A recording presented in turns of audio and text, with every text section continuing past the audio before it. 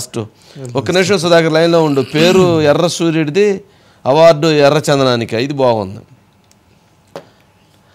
Arrest చేసినటువంటి చేతులతోటే ఇప్పుడు award ఇచ్చేటువంటి పరిస్థితి ఏర్పడింది అనేది ఒక కామెంట్ నడుస్తూ ఉంది.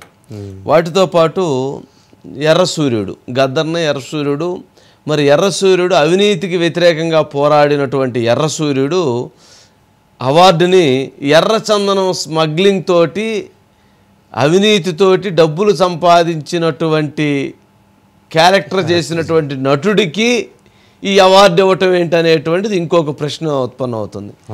అల్లు అర్జున్ మీదకి ఇది ఒక రకంగా ఇది ఒక విభిన్నమైనటువంటి చర్చ.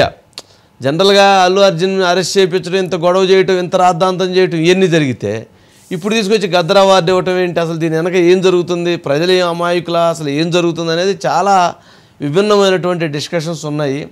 సరే, ఏదైనా గద్దర్ అవార్డ్స్ వ్యవహారంలో అల్లు అర్జున్కి ఇచ్చారు. సరే, అల్లు అర్జున్ అవార్డు తీసుకోవడానికి వస్తాడా రాడా అనేటువంటి ఒక అంశం.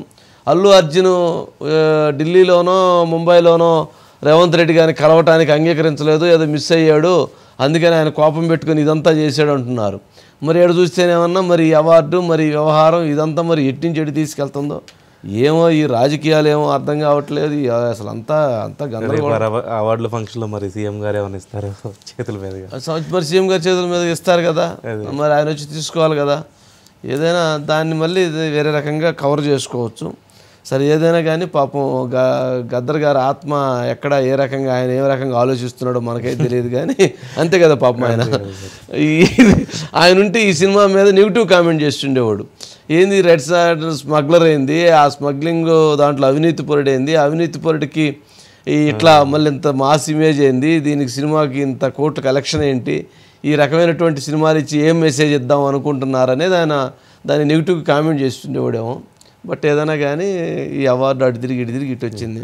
రేపు క్లియర్గా మాట్లాడదాం సార్. రైట్ అయితే నందు.